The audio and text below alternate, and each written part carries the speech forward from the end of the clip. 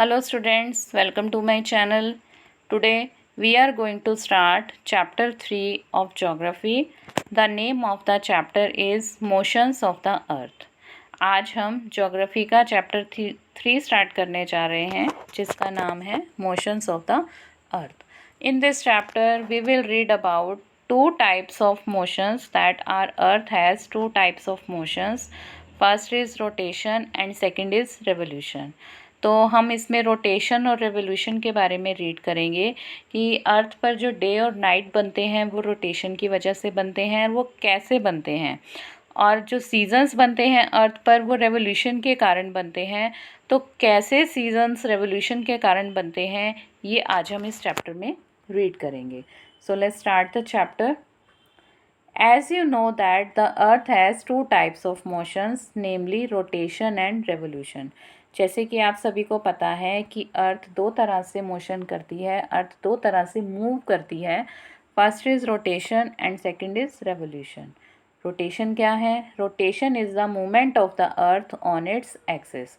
Rotation earth का movement है अपने एक्सिस पर, मतलब अर्थ जब अपने एक्सिस पर मूव करती है तो उसको रोटेशन कहा जाता है। ये देखिए यहाँ पर अर्थ अपने एक्सिस पर मूव करती है तो that is called rotation. And what is revolution? The movement of the earth around the sun in a fixed path और ऑर्बिट इज़ कॉल्ड रेवोल्यूशन। और अर्थ जब सन के चारों ओर फिक्स पाथ में या ऑर्बिट पर मूव करती है तो उसको रेवोल्यूशन कहा जाता है।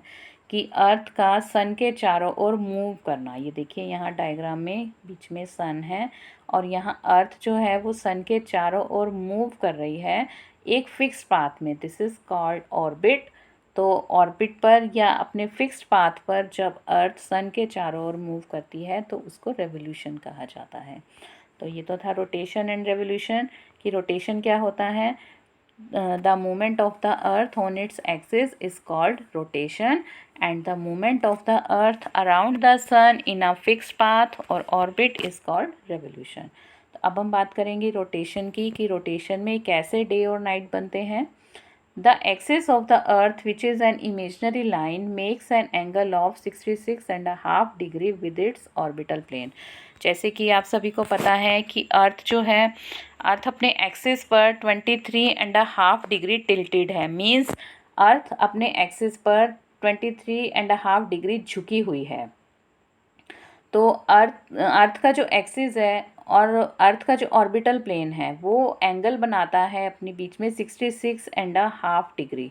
तो जो अर्थ का एक्सिस है जो कि टिल्टेड है और अर्थ का ऑर्बिटल प्लेन 66.5 डिग्री एंगल बनाता है। And what is the orbital plane? The plane formed by the orbit is known as the orbital plane. जो ऑर्बिट के द्वारा रास्ता बनाया जाता है उसको ऑर्बिटल प्लेन कहा जाता है। The earth receives light from the sun. अब अर्थ जो है वो सन से लाइट रिसीव करती है। हमारी अर्थ को लाइट किससे मिलती है? सन से मिलती है। Due to the spherical shape of the earth only half of it gets light from the sun at a time. Figure 3.2। अब देखिए फिगर 3.2 में कि अर्थ की स्फेरिकल शेप होने के कारण अर्थ के सिर्फ एक पार्ट पर ही, मीन्स अर्थ के आधे पार्ट पर ही लाइट रिसीव होती है सन की। ये देखिए यहाँ पर हम सन को देख सकते हैं कि सन जो है वो सर्कल राउंड नहीं है, सन की जो शेप है वो स्फेरिकल शेप है। तो इस वजह से जो हाफ पार्ट है सन का, वहाँ पर जब सन की अर्थ का जो हाफ पार्ट है वहाँ पर सन की लाइट जब रिसीव करती है तो वहाँ पर डे होता है। तो अर्थ के हाफ पार्ट पर जैसे कि आप देख सकते हो कि अर्थ का ये हाफ पार्ट है, यहाँ पर सन की लाइट रिसीव हो रही है तो यहाँ पर डे है। और सन का जो हाफ पार्ट है, जहाँ पर अर्थ का हाफ पार्ट है जहाँ पर सन की लाइट रिसीव नहीं हो रही, वहाँ पर नाइट है।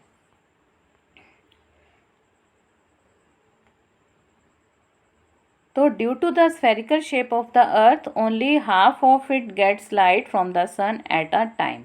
The portion facing the sun experiences day while the other half away from the sun experiences night. और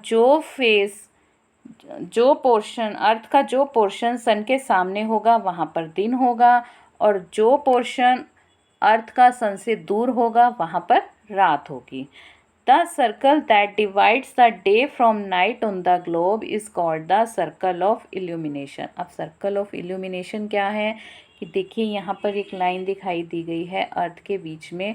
तो ये जो लाइन है वो हमारे अर्थ को 2 पार्ट्स में डिवाइड कर रही है। मीन्स हमारे अर्थ का आधा पार्ट डे है और आधा पार्ट हमारा नाइट है। तो जो ये सर्कल ऑफ इल्यूमिनेशन है वो हमारे अर्थ को डे और नाइट को डिवाइड कर रही है कि अर्थ का आधा पार्ट में डे हो गया और अर्थ के आधे पार्ट में नाइट हो गई। और यहाँ पर हम देखेंगे कि ये circle of illumination and this is the axis of the अर्थ। तो जो सन रेज आ रही है वो नॉर्थ पोल के कुछ पार्ट पर भी सन रेज आ रही है। तो नॉर्थ पोल का जो कुछ पार्ट है वो भी नॉर्थ साइड का वहाँ पर डे है। और अगर हम साउथ की बात करते हैं तो साउथ के कुछ पार्ट में नाइट है। तो इस तरह से अर्थ जो है वो सन से लाइट रिसीव करती है और जो पार्ट अर्थ का सन के सामने होता है वहाँ पर दिन होता है और जो पार्ट सन से दूर होता है अर्थ का वहाँ पर नाइट होती है। This circle does not coincide with the axis as you seen in the figure 3.2। और ये जो सर्कल है वो आपस में मिलते नहीं हैं क्योंकि बीच में एक्सिस है।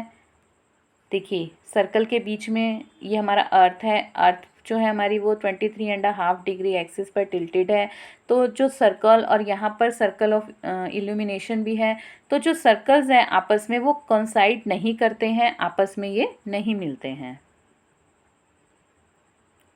The Earth takes about 24 hours to complete one rotation around its axis। और अर्थ 24 घंटे में अपने एक्सिस के चारों ओर एक रोटेशन कंप्लीट करती है। The period of rotation is known as the earth day. और ये पीरियड रोटेशन का जो ये पीरियड होता है इसको अर्थ डे कहा जाता है कि जो अर्थ है वो अपने एक्सिस पर 24 आवर्स में एक राउंड कंप्लीट करती है और यही पीरियड रोटेशन का क्या कहलाता है, अर्थ डे कहलाता है। This is the daily motion of the अर्थ। और ये अर्थ का डेली मोशन है कि रोज़ अर्थ इसी तरह से मोशन करती है, इसी तरह से मूव करती है। What would happen if the earth did not rotate. अब क्या होगा अगर अर्थ रोटेट नहीं करेगी, अगर अर्थ मूव नहीं करेगी तो क्या होगा। The portion of the earth facing the sun would always experience day, thus bringing continuous warmth to the region। अब अगर अर्थ मूव नहीं करेगी, अर्थ रोटेट नहीं करेगी अपने एक्सिस पर, तो जो पोर्शन सन के सामने होगा अर्थ का वहाँ पर हमेशा दिन होगा। और अगर वहाँ पर हमेशा दिन होगा तो उससे क्या होगा कि कॉन्टीन्यूसली वो एरिया जो है वो गर्म रहेगा, वहाँ पर बहुत गर्मी हो जाएगी। And the other half would remain in darkness and be freezing cold at the time। और जो पार्ट सन से दूर होगा, जहाँ पर सन की लाइट नहीं पड़ेगी, वहाँ पर हमेशा अंधेरा रहेगा, हमेशा डार्कनेस वहाँ पर रहेगी और वो एरिया बहुत ठंडा होगा। मीन्स फ्रीजिंग कोल्ड हो जाएगी वहाँ पर, मतलब बर्फ़ जमाने वाली ठंड हो जाएगी वहाँ पर। तो अगर हमारी अर्थ रोटेट नहीं करती, अगर हमारी अर्थ मूव नहीं करती तो इससे जो पार्ट सन के सामने है वो वहाँ पर हमेशा गर्मी रहेगी और जो पार्ट अर्थ का सन से दूर है वहाँ पर बहुत ठंड रहेगी। Life would not have been possible in such extreme conditions. और इन कंडीशंस में लाइफ को सरवाइव करना बहुत मुश्किल हो जाएगा, लाइफ जो है बहुत मुश्किल हो जाएगी। तो इसलिए अर्थ का रोटेट करना बहुत ज़रूरी है। अर्थ पर डे और नाइट रोटेशन की वजह से ही होते हैं और अगर अर्थ अपने एक्सिस पर मूव करती रहती है प्रॉपरली तो अर्थ पर डे और नाइट प्रॉपरली होते रहते हैं। इससे हमारी लाइफ भी ईजी हो जाती है। Now the second motion of the earth around the sun in its orbit is called revolution. अब जो सेकेंड मोशन आता है अर्थ का that is revolution, and the second motion of the earth around the sun in its orbit। अर्थ का सन के चारों ओर अपने orbit पर मूव करना रेवोल्यूशन कहलाता है। It takes 365 and 104 days 1 year to revolve around the sun। और अर्थ सन के चारों ओर चक्कर लगाने में कितने डेज लेती है, 365 डेज। मीन्स 1 ईयर, 1 साल का टाइम लेती है अर्थ सन के चारों ओर चक्कर लगाने के लिए। We consider a year as consisting of 365 days only and ignore 6 hours for the sake of convenience. अब यहाँ जो 365 डेज़ हैं और 1/4 जो हैं ये हमारे 6 आवर्स बनेंगे, तो हम ओनली 365 डेज़ को ही कंसीडर करते हैं, 6 आवर्स को हम छोड़ देते हैं। ये 6 आवर्स जो हैं ये हमारे 4 ईयर्स के बाद 1 डे बन जाता है। 6 multiply by 4, 6 hours multiply by 4, तो 6 4 ज़ा 24 आवर्स, 24 आवर्स का मतलब 1 डे। तो ये हमारे 4 ईयर्स के बाद लीप ईयर जब आता है तो उसमें फरवरी में 1 डे इंक्रीज़ हो जाता है। तो इस तरह से लीप ईयर हमारा बनता है कि जब अर्थ सन के चारों ओर चक्कर लगाती है वो 365 डेज़ एंड 6 आवर्स में 1 चक्कर पूरा होता है। तो हम 365 डेज़ को ही कंसीडर करते हैं। जो 6 आवर्स हैं वो 4 ईयर्स में 1 डे बन जाता है और 4 ईयर्स में फरवरी में 28 डेज़ से 1 डे इंक्रीज़ होकर 29 डेज़ बन जाते हैं। तो देखिए 6 hours saved every year are added to make 1 day 24 hours over a span of 4 years. अब 6 hours को सेव कर दिया जाता है हर साल और इसको ऐड कर दिया जाता है 1 डे में 24 hours, जिसको कि 4 ईयर्स में कन्वर्ट कर दिया जाता है। 4 ईयर्स के बाद इसको ले लिया जाता है एक दिन को। This surplus day is added to the month of February, और जो ये 1 डे है उसको ऐड कर दिया जाता है फेबररी मंथ में। दस every 4th year February is of 29 days instead of 28 days. इसलिए हर 4 ईयर्स के बाद फेबररी में 28 डेज़ की बजाय 29 डेज़ होते हैं। Such a year with 366 days is called a leap year. तो आप देखोगे कि हर 4 ईयर्स के बाद लीप ईयर आता है। तो इस लीप ईयर में क्या होता है कि फेबररी में वैसे 28 डेज़ होते हैं, बट 4 ईयर्स के बाद 28 डेज़ फेबररी के 29 डेज़ में कन्वर्ट हो जाते हैं। तो इसको लीप ईयर कहा जाता है। Find out when will the next leap year be. अब पता करो कि नेक्स्ट लीप ईयर कब होगा। अब कौन सा ईयर चल रहा है? 2021। तो अभी 2020 था, वो हमारा लीप ईयर गया। तो 2020 के बाद अब हमारा लीप ईयर कौन सा आएगा? 2024। तो हमारा जो नेक्स्ट लीप ईयर आएगा वो 2024 आएगा।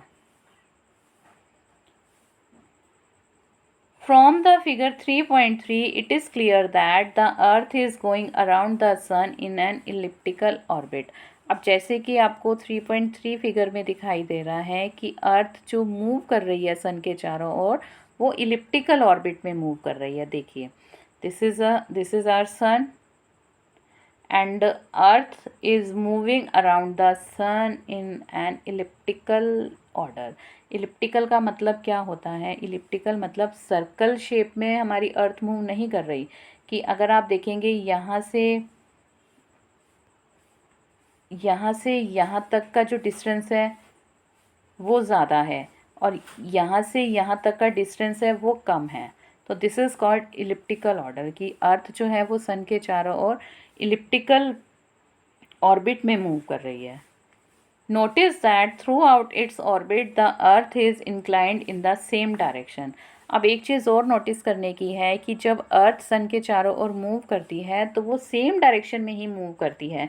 कि देखिए यहाँ पर अर्थ अगर इस डायरेक्शन में है, अर्थ में देखिए ये एक्सिस है अर्थ का वो टिल्टेड है, तो वो इसी डायरेक्शन में ही मूव कर रही है अर्थ।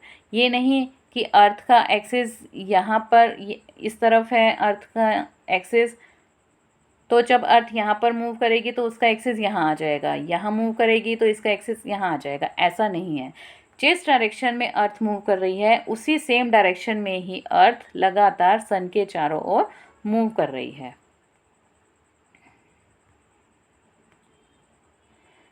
A year is usually divided into summer, winter, spring and autumn seasons. अब एक साल में अगर हम सीजन्स को डिवाइड करें तो हम 4 सीजन्स में डिवाइड करते हैं, summer, winter, spring and autumn season. Seasons change due to the change in the position of the earth around the sun. अब सीज़न कैसे चेंज होते हैं? सीज़न चेंज होते हैं जब अर्थ सन के चारों ओर चक्कर लगाती है, तो जब उसकी पोजीशन चेंज होती है, अर्थ की पोजीशन के चेंज होने के कारण सीजन्स चेंज होते हैं। तो इन सीजन्स के बारे में हम नेक्स्ट वीडियो में पढ़ेंगे. So here are part 1 is completed. Next part we will read in our next video. Till then, thank you students.